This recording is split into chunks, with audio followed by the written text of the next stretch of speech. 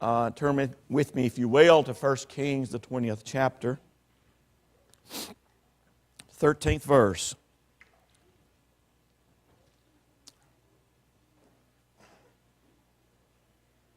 And behold, there came a prophet unto Ahab, king of Israel, saying, Thus saith the Lord, Hast thou seen all this great multitude? Behold, I will deliver it into thine hand this day, and thou shalt know that I am the Lord. And Ahab said, By whom? And he said, Thus saith the Lord, even by the young men of the princes of the provinces. Then he said, Who shall order the battle? And he answered, Thou.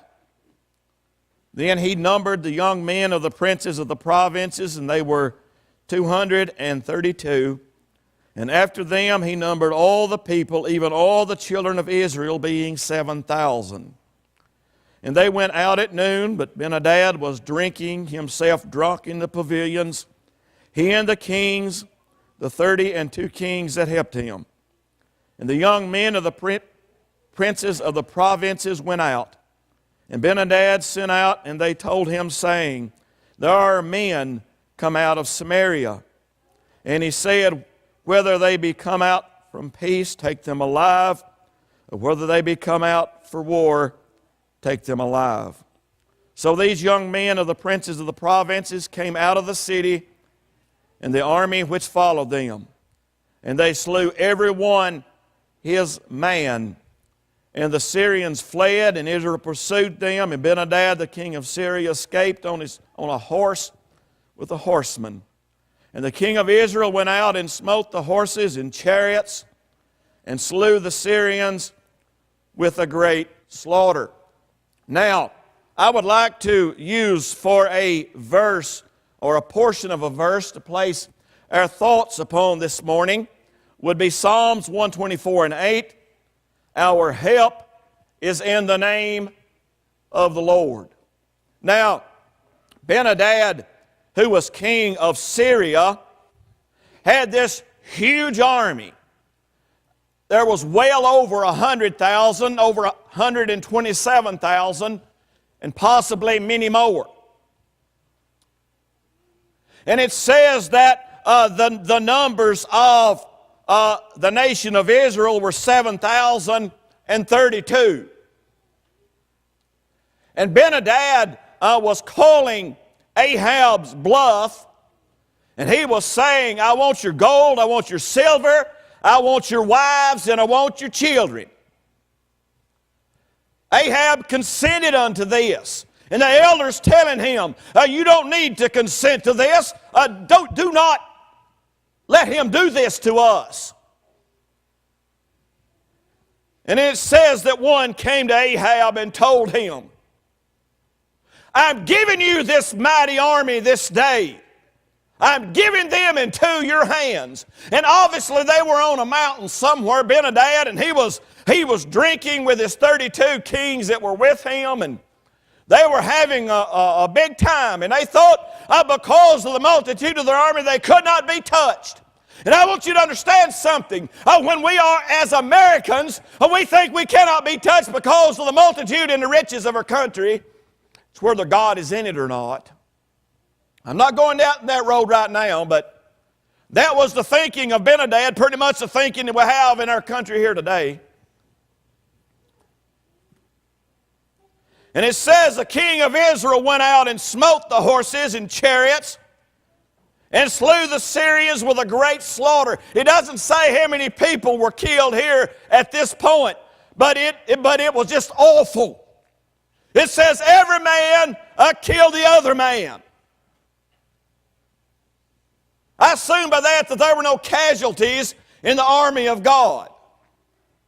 And that they slew the horsemen, they did away with their chariots, and they slew the footmen, anyone that was in their way, God give them all of it.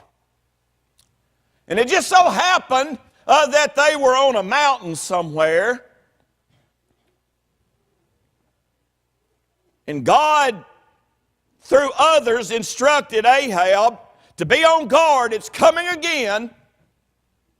By the next year, they're coming back once again, so be ready for it. One of them said, and the servants of the king of Syria said unto him, their gods are gods of the hills. Therefore they were stronger than we. But let us fight against them in the plain, and surely we shall be stronger than they. Now they didn't understand the God of Israel. And that's what's wrong today. The world does not understand the God of Israel. They do not understand the God of our salvation. They do not understand and just realize just how powerful He is. And they said, well, surely their God is the God of the hills. They acknowledged that. They witnessed to themselves. They couldn't be anything else for that small a number to slay that great a number. Their God must be God of the mountain. But I tell you, we've got an idea. He's not God of the plains. He's not God of the valleys. And just how foolish that sounds, but that was their plan. That's the only thing that they could come up with. Now, they call it the gods. They didn't mean the Trinity as we understand it, the Trinity, the three persons of one God. And it is one God that we're serving. They said the gods of Israel. That's what they were accustomed to. Just as Paul rebuked a group of people one time when they were serving and giving obeisance to the unknown God. They had been worshiping every god that they could imagine. They're afraid there's going to leave someone out. So they, in case they left the God out, they were going to worship that unknown God. Now, when we went to Hawaii and I started working at that Japanese laundry, there was a man there by the name of Lester Shimagawa. And he was raised in the Buddhist religion. He knew nothing about Jesus Christ, no more at the time that I knew about Buddha. And we would talk at great length to each other about our gods. And I had never done that before. We talk over here denominationally about our different views of salvation and what it takes to be saved. But I had never discussed with anyone in my life comparing my God to their God. Now, when Kimberly was in the 4th grade over there, she was the only Caucasian in her class. Nothing wrong with that. I'm not being racist here, but I would say there were probably more Buddhists in her classroom than Christians, probably by far. Now, we talk about prayer in our public schools. We need to have it. I did not want Buddhists praying over my daughter. There's a problem with that if you get into a place where you're greatly outnumbered. Now back at home in the country, when our fathers and grandfathers were going to school, they were predominantly all the same thing. They would close church, close school to go to the church house and have revival meetings, and many people were saved. What wonderful days that were. When we lived in Michigan, I did not want anyone praying over my children in school, because they would have not have heard the truth there. It would have been some priest praying over them. So just let you know how I feel. At that time, I didn't want it. Now, I said that they just don't understand our God. We don't understand Him as well as we ought to, and we don't search it out enough to understand Him more than we do. Now, in the Old Testament times, a name was not only for identification, but it was their identity as well. It meant something. Now, We named our youngest son Isaac. You say, well, they were thinking religiously at the time. No, it was a character on Love Boat named Isaac. Now, let's be honest with you. We weren't thinking any religious connotation, were we, Marisa? No, it just sounded good. It was different in the old scriptures. It was different throughout much of all the scriptures, for God changed the name of many people when He thought it needed to be changed. He changed it because the meaning wasn't right for that person, and He changed it into a name that was right. As He named Simon Peter, Saul to Paul, Abram to Abraham. He changed their names to fit them and to fit what He expected of them and what they were. And He gave them names to mean something. And I want to talk briefly, and then I'll get in further into this. I want to talk briefly about the first 10 generations of the Scriptures. I want to talk about from Adam to Noah and what their names mean in the original root word Hebrew. Now, in the Scriptures, we've got it in English. It's altogether impossible to get it in English as it was originally in the Hebrew. They've done the best they can do. God is mentioned thousands of times in the old Scriptures alone, and many times, each time it's mentioned, it has a different meaning to it. A God is a God is a God. That's not so. And if I knew the original Hebrew, I would understand far more about my God than I do now. It's just God. Now, Adam, in the original deep Hebrew word, means man. He had Seth, and it means appointed. And then came Enos, which means mortal. Canaan means sorrow. Mahaleel, the blessed God. Jared shall come down. Enoch means teaching. Methuselah, his life shall bring. Lamech means despairing. Noah means comfort or rest. Now this is the first generations of man, and you tell me God wasn't in it. You tell me they're just going about doing what they wanted to do. I tell you what, God was in every one of them. God's in more control than we even understand or can completely comprehend. And when we put these together in a sentence, it says, man is appointed moral sorrow, but the blessed God shall come down teaching that His death shall bring the despairing rest. If that's not the gospel of Jesus Christ, I don't know what it is. It's hidden till you really look at what the original Hebrew was. And I want to talk about, when we're speaking about this, I want to talk about the names of God. I have a paper here.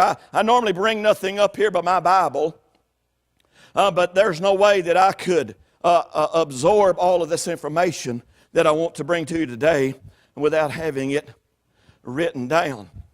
Now, I said when you look in the old Scriptures and you see just God, and everywhere and that He's mentioned, most all times it's just God. Well, there were so many other words in Hebrews that described Him, but they did not have the English words to do it. Now, and I'm going to read most all of this right now. Now, when you see the word Jehovah, and I'm going to mention it several times, it means the existing one, to be or to exist. That's obviously God. To become known, reveals himself unceasingly. So when you see the word Jehovah, or when it is translated from Jehovah, to become known, and he reveals himself unceasingly. Now, how many denominations teaches that today? Very, very few. We teach that we can know God. We can know him in our heart. That's Jehovah. And those that don't think you can know God evidently have not read the definition of Jehovah. And reveals himself unceasingly, as he did in Genesis, as he did in the Old Scriptures, as he did in the New Scriptures, from Genesis to Revelations. God revealed himself to his people unceasingly. And then most of the people think he just stopped altogether and never revealed himself again, only through the Word of God. That's not what the word Jehovah means, and my God does not change like that. He is the Father of lights, in whom there is no variableness, neither shadow of turning. If it was his nature to talk in the Old Scriptures, if it was his nature to speak to his people in the New Testament, it is his nature today to also do that, to be known of his people and to reveal himself unceasingly. I'm going to mention it many times here. And Jehovah is placed with another word to mean even more.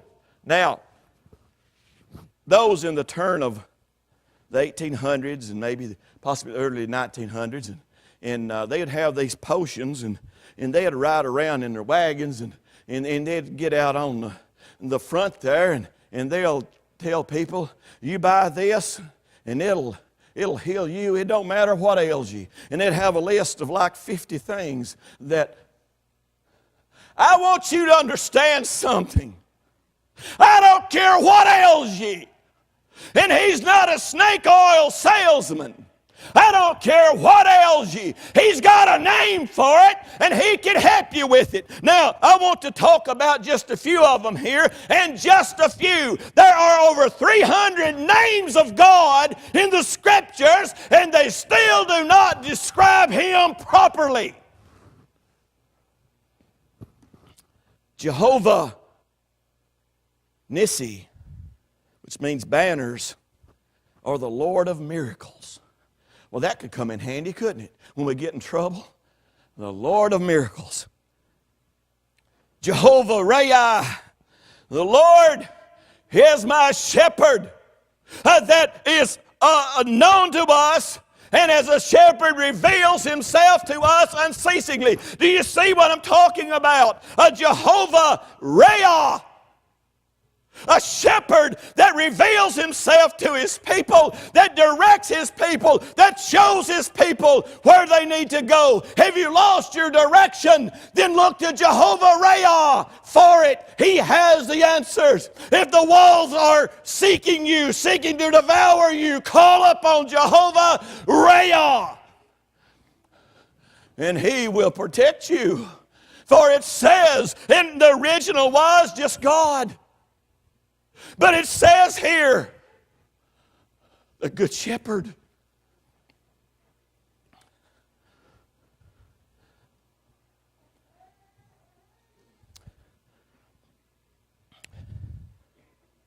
Jehovah Rapha, the Lord that heals. That's a good one if you're sick, isn't it? You say, well, we don't have miracles like that anymore. I beg to differ. He can do anything he wants to do at any time. He's not restrained by the period and can't perform miracles anymore. I tell you what, he performs them every day. Brother Joe and Sister Phyllis and I were talking about coming in here. We're just so very thankful that Lizzie was okay. But I want you to understand something. God does things like that every day. It is by the grace of God we're here. We cannot control our children enough to keep them from harm. We just cannot do it. It is God that's keeping them. It is God that controls everything.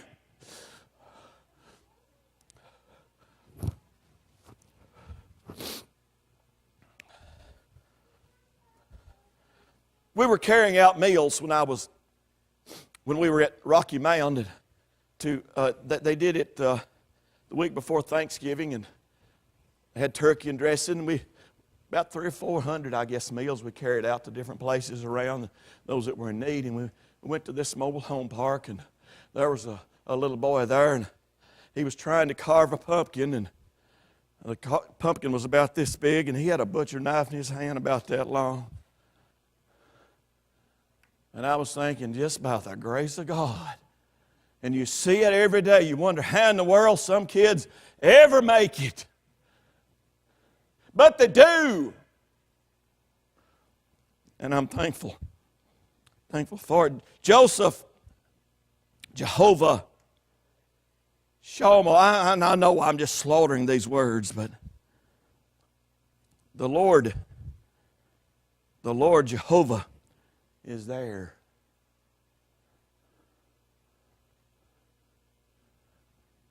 The psalmist says one time, I call upon the name of the Lord in the middle of the night. You've ever been up in the middle of the night and you couldn't sleep?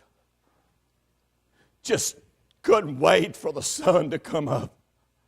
Just agonizingly waiting for the sun to rise so that night would just be over, whether in the funeral homes or whether you're in the hospitals or whether you're at home in pain and writhing with pain, or your loved one is sick, or you're concerned about something and you just give $100, maybe $120 if the sun had just come up. But Jehovah, it says that He is there. He says, wherever you go, I'm there. You go to the depths of the sea, I'm there. You fly away, and I'm there. No matter where you go, I am there with you. And that's what He's trying to convey here. God in the original Hebrew conveyed to His people all of these things.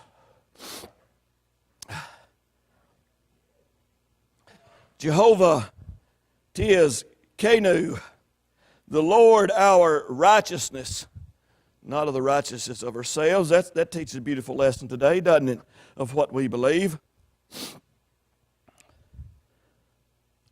Jehovah Makadesh, makes holy. The Lord who sanctifies. That agrees with what we teach too, doesn't it? I haven't found anything yet that disagrees with what we teach. But I found a whole lot just in His name that disagrees with what most everybody else teaches about our Lord and salvation. So it is good for us to dig deeper. The deeper we dig, the more firm we are in what we believe. I can guarantee you that right now.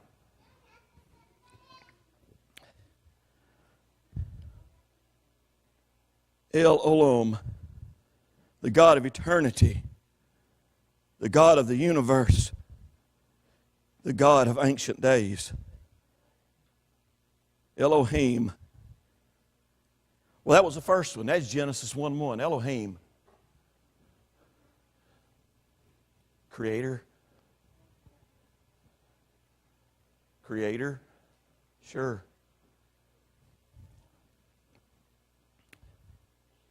Jehovah Jireh, the Lord will provide. Jehovah Shalom, the Lord is peace. Jehovah Baat, the Lord of powers. That's another good one. Need to put that in your hip pocket when you get in trouble. He's a God of powers. Greater is He that is in you than he that is in the world. And you got to give the devil his due. He's a mighty powerful being. He has a lot of power. But I tell you one thing, if Satan's there and my Lord comes on the scene, he'll run off like a scared dog. He will not stay in the presence of my Lord. He cannot abide there. My God is too strong. My God is too powerful. El Shaddai, Lord God Almighty, all-sufficient one. If you're wondering if you have enough, you have a God that has enough. I like the sound of that one. There's even a song by that I like. El Elyon, the Most High God. Adonai, Lord and Master. Yahweh. It's spelled Y-A-H-W-E-H. Means Jehovah. And means the omnipotence of God. And they considered that word too holy to put vowels in it, that it shouldn't be ever uttered because that it was too holy. So it's spelled Y-H-W-H.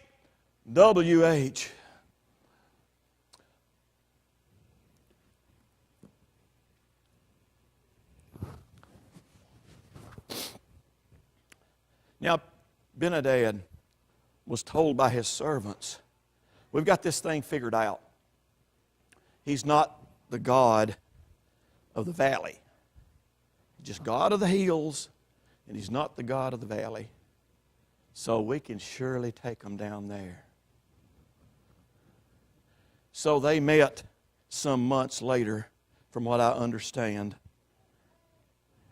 at an area called Apex to fight Israel again. And there were at least 127,000 soldiers and chariotmen for Syria assembled that day. And it said that the nation of Israel had two little flocks, looked like two little flocks of sheep here against them. And it said the fields and the hills were filled with them. They were everywhere. And this is the word that God, now God is a jealous God. I didn't mention that one. It's also in there too. He said, and there came a man of God and spake unto the king of Israel and said, Thus saith the Lord, because the Syrians have said, The Lord is God of the hills, but He is not God of the valleys. This stirred up God. It upset God, and that He was accused of not being the God of the valleys, that He's only the God of the hills. He says, I tell you what I'm going to do because they said that. Therefore will I deliver all this great multitude into thy hand, and ye shall know that I am the Lord. He has no other God before Him. And brothers and sisters, we don't need to put one there. He will destroy our lives many times if we keep it there. He alone provides for Israel, and He alone deserves the honor and glory for it. He says, I tell you what you're going to do. You're going to kill every one of them. And they're going to know, and you're going to know that I am also God of the valley. And they pitched one over against the other 7 days, and so it was that in the seventh day the battle was joined, and the children of Israel slew of the Syrians 100,000 footmen in one day. This little group, these two little groups of the Israelites slew 100,000 men in one day. I don't know how long the battle raged, but that should be sufficient to get the point. If God says He's going to do something, He's going to do it. And if God says He's going to do something, I can't stop it, and neither can you. And if God says He is going to perform something, all the devils of hell can join hand and ankle and pull upon Him, and they can do nothing. My God is an omnipotent God. My God is an all-powerful God. My God is an almighty God. My God is the creator of all things. And my God is the destroyer of all things. God makes heaven. God kindled hell. Who do you think made hell? My God made it. By His anger and by His wrath it was kindled. And it's kept burning by the souls of wicked men that God has cast off into that place. I just can't stress to you enough, there is no way in the English language I can stress to you enough just how great my God is and just how powerful God is. And if you're here in Lost Center, friend, you're messing with the wrong one. You've got mercy and grace right now, but that day is going to end for you sometime, somewhere. Don't mess with him too long. The Syrians played with him, and he showed them who God was. And there were 27,000 of them left the battlefield, and they took off running. You know what they were probably thinking and saying? Well, the God of Israel is the God of the valley too, isn't He? What have we just witnessed here? What have we just seen? They ran to the city of Apex. They got under a wall and thought they were safe. You know what they didn't understand or comprehend? Well, He's the God of the city too. Not only is He God of the hills and God of the valleys and God of all the countryside, but He's also God of the cities as well. They thought they were saved. They had gotten out from the presence of God. But guess what? You can't do that. You can't travel far enough or long enough or deep enough or high enough to escape the presence of God. And all of the 27,000 were under this wall, scared to death.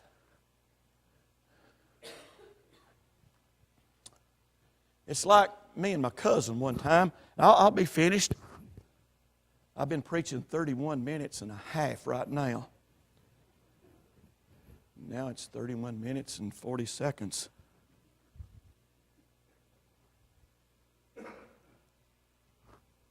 We were at my grandparents', and they had cats there for totally utilitarian purposes, and that was to kill the mice. They had a bunch of them, and they'd go out and milk, and they'd squirt a little bowl full, and those cats would eat. Not enough to make them fat.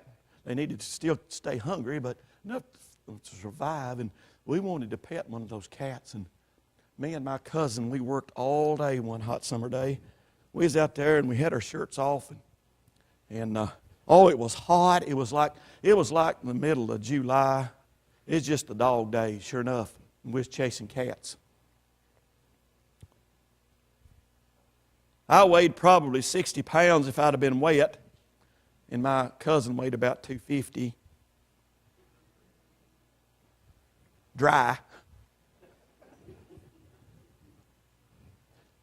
We tried all day long. He finally snuck up on a cat and grabbed it and turned it around trying to pet it. Well, that cat grabbed hold of him here and right here. And he pulled that thing out that far, and the cat wasn't turning loose. I says, let the cat go. He says, I can't. I can't, I'm trying. And I didn't get nowhere around him. It was just him and the cat. I didn't want the cats anymore. The Syrians got hold of a god, and they didn't know what they were getting hold of.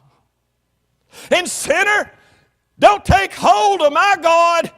You don't know what you're messing with.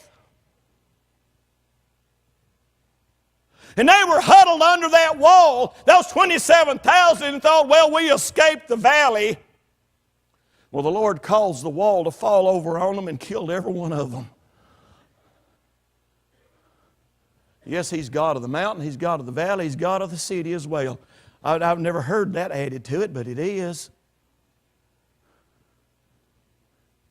You know, when David was addressing Goliath and Goliath was addressing David, Goliath pointed at little David, made fun of him because he was just a ruddy little man.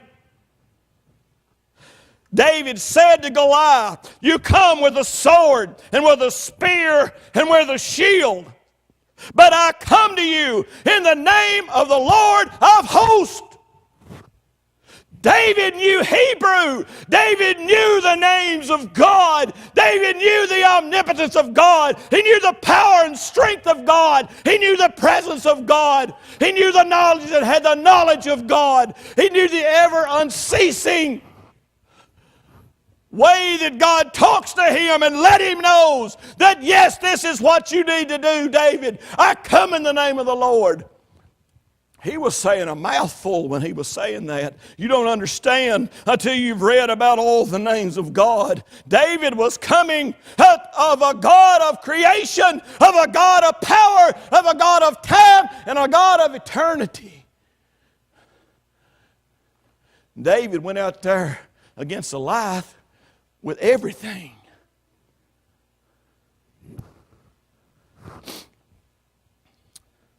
The psalmist says, I will call upon the name of the Lord. And how many times did I have done that?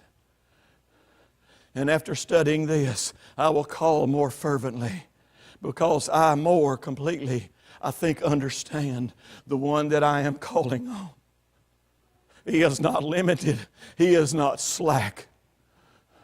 He is not forgetful, and He is jealous to want to give me everything that I stand in need of. When we call upon the Lord, let's realize just who we're calling upon. And when we go in the name of the Lord, let's just realize who is going with us. Our help, most definitely, is in the name of the Lord. That's my message.